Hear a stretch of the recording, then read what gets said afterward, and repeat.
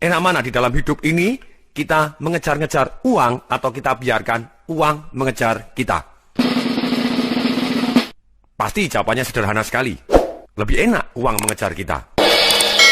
Seperti peribahasa Cina dikatakan bahwa uang itu kakinya 4. Sedangkan manusia kakinya 2. Apabila yang kakinya 2 harus mengejar yang kakinya 4, biasanya kita ketinggalan. Tapi kalau kita bisa membuat strategi sehingga yang kakinya 4, uang tadi mengejar kita akan jauh lebih nikmat dalam menghasilkan uang.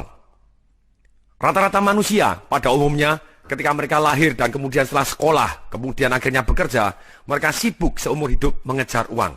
Karena mereka sibuk mengejar uang, mereka tidak pernah memikirkan strategi bagaimana uang mengejar kita. Saat inilah saat yang paling tepat untuk mengevaluasi strategi-strategi kita dalam mencari uang, sehingga kita mulai merubah diri sampai akhirnya uang yang mengejar kita.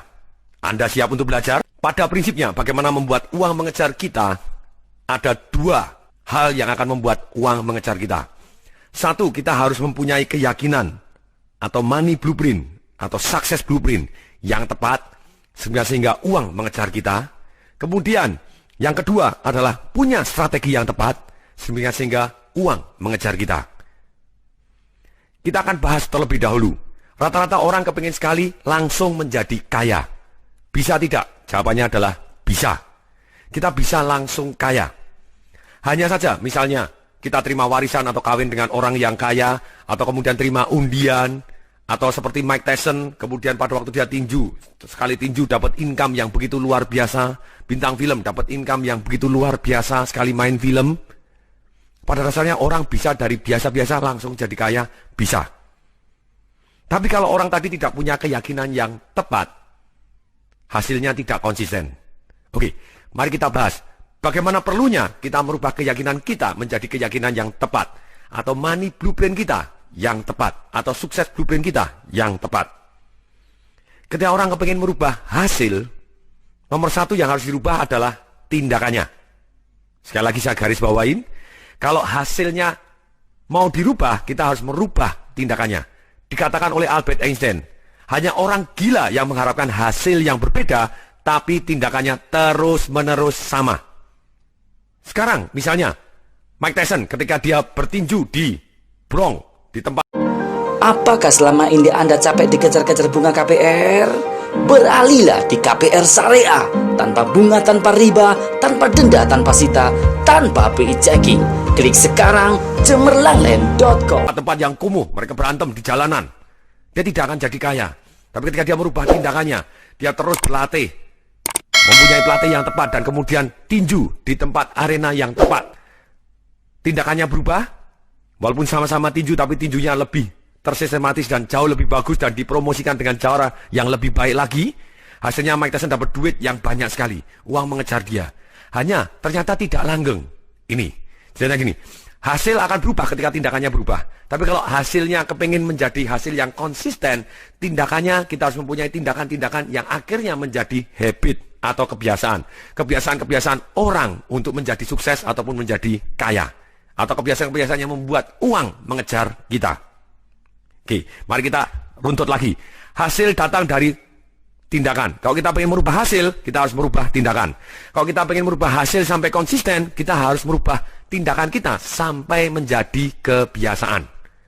Untuk merubah hasil menjadi kebiasaan, kita butuh satu yang namanya monitoring. Butuh satu yang namanya training. Ataupun memberikan masukan-masukan dalam otak kita dengan tindakan-tindakan terus-menerus. Monitoring, training, juga reward and punishment. Sehingga kita menjadi disiplin untuk mempunyai kebiasaan-kebiasaan yang benar-benar membuat uang mengejar kita. Oke. Kemudian kita akan telusurin lagi. Kenapa orang sudah diberitahu ternyata tidak pernah berubah, walaupun dia tahu tidak sama dengan tindakannya berubah. Misalnya, orang tahu kalau saya kepingin kaya, saya harus menabung. Saya harus melakukan investasi yang benar. Saya harus berani kenalan-kenalan dengan orang-orang yang jauh lebih besar dibanding saya. Mereka sudah tahu, tapi tindakannya masih terus sama dengan tindakan-tindakan yang lama. Kenapa? Dari mana sih ibu dari semua tindakan tadi? Ternyata ibu dari semua tindakan adalah satu yang namanya keputusan. Sekali lagi saya ulangi.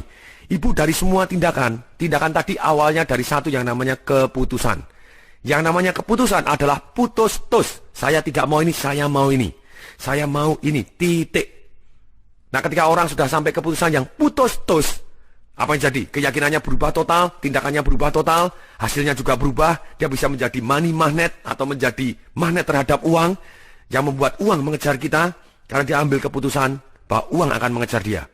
Nah, kemudian dari mana datangnya keputusan yang putus-tus sedemikian sehingga kita bisa merubah tindakan dan merubah hasil tadi? Ternyata kombinasi dari pikiran dan emosi.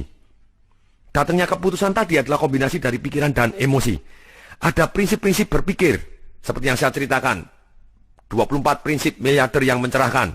Di CD audio saya Be Great and Be Millionaire, di situ dibahas 24 prinsip-prinsip berpikir. Cara berpikir orang kaya itu berbeda sekali dengan manusia biasa. Kemudian ada 37 tips Secret to be Rich di CD audio saya yang lain. Itu juga ada cara-cara berpikir seperti apa yang akan membuat kita kaya. Tapi ternyata cara berpikir ini hanya 20%. 80%-nya tergantung dari satu yang namanya emosi. Jadi keputusan timbul ketika kombinasi pikiran yang tepat ditambah emosi yang tepat, suasana emosi yang tepat. Ayahnya dari tindakan itu adalah satu yang namanya suasana emosi yang tepat. Emosi ada 3. Kalau kita kepengen tahu bagaimana cara merubah emosi, kita harus tahu cara merubah dari takut menjadi berani. Mudah sekali merubah takut jadi berani. Kita akan menjadi money magnet ketika kita jago sekali merubah emosi dari takut menjadi berani. Rata-rata orang tahu, yes, saya harus berkenalan dengan orang yang dahsyat ini. Saya harus berani naktir makan siang. Saya harus belajar kepada orang ini. Saya harus bekerjasama dengan orang ini. Saya harus berani seperti ini. Saya harus berani menyapa orang ini. Tapi rata-rata yang menghambat manusia adalah rasa takut. Itu yang paling menghambat manusia. Bukan tidak tahu. Pengetahuan ada di mana saja. Di internet luar biasa banyak. Tapi tidak tahu bukan menghambat. Hidup adalah pilihan. Punya rumah tapi hidup tidak bahagia. Tidak punya rumah tapi hidup bahagia. Pilihan ada di tangan Anda. Jika ingin punya rumah dan hidup pun tetap bahagia, klik sekarang cemerlangland.com. Menghambat yang tidak tahu adalah yang paling menghambat, bukan tidak tahu, tapi yang paling menghambat adalah tidak mau. Kenapa kok tidak mau? Karena takut. Entah takut gagal, takut ditolak, takut dimarahin, takut sukses pun, takut kaya. Nanti kalau kaya begini-begini, keyakinan yang salah. Dan bagaimana kita merubah rasa takut menjadi berani tadi? Sangat mudah. Satu, dengan cara merubah gerak. Kalau kita merubah gerak, misalnya kita mau menyapa, wah ini orang yang sangat sukses, saya kepingin berkenalan dengan dia. Kalau saya berkenalan, dia kenal dengan saya, siapa tahu nasib saya bisa berubah. Kalau Anda takut, saran saya langsung masuk kamar mandi, Anda lunjak-lunjak dulu 150 kali, badan Anda panas, muka Anda merah, Anda sedikit berkeringat, Anda dijamin jadi berani. Anda tarik nafas panjang sebut dan tepuk dada, yes, yes, yes. Anda dari takut jadi berani.